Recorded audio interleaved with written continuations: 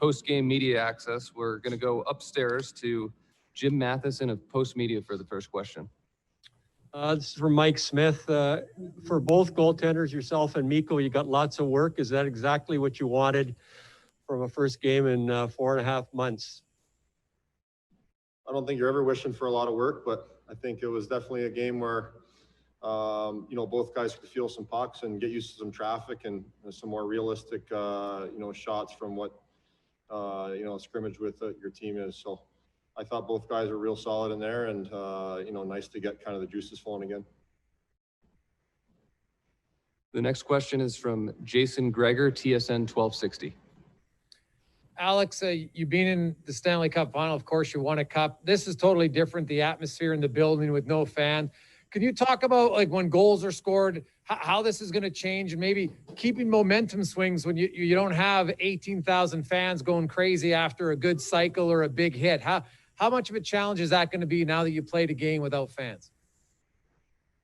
Yeah, I think we've addressed that as a team.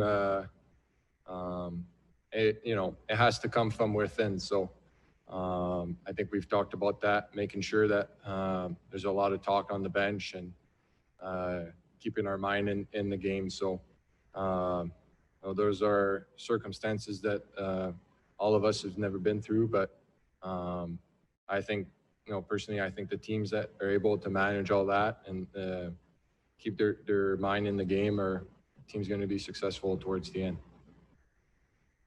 Our next question comes from Patrick Henry of Radio Canada. Alex, j'aimerais savoir, ce match-là, c'est un match préparatoire. Est-ce que le rythme ressemblait à un match de saison régulière ou pas encore, selon toi? Puis, à quel moment dans le match vous vous êtes habitué au fait qu'il n'y avait pas d'ambiance, personne dans les estrades? Parlez-vous les Français?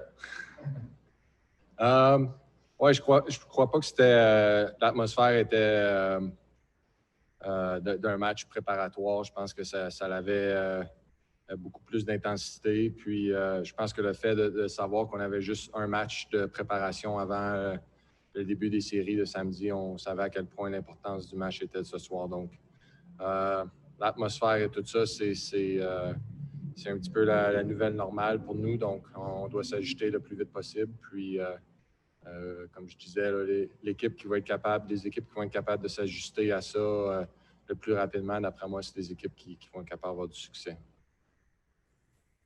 Okay, and our next question from upstairs comes from Derek Van Dice, Post Media.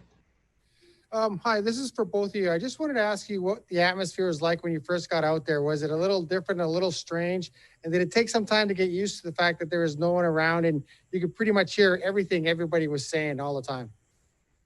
To be honest, it felt like the Twilight Zone there for a bit. I think everyone was kind of, obviously skating around, feeling out the whole feel of how it was going to be like with no one in the arena. Definitely one of the oddest games that I've ever played since I've been in the NHL, but I think it's the same boat for every team. Every team's, obviously going to have mental challenges with creating your own energy, creating your own emotion. But, that's what's going to make this little tournament so unique and so difficult to win. Okay, we're going to turn it over to the Zoom calls now. We'll start with Ryan Rashag.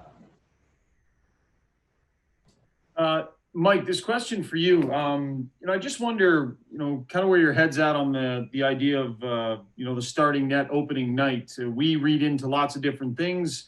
Who gets the start? Who's done what so far?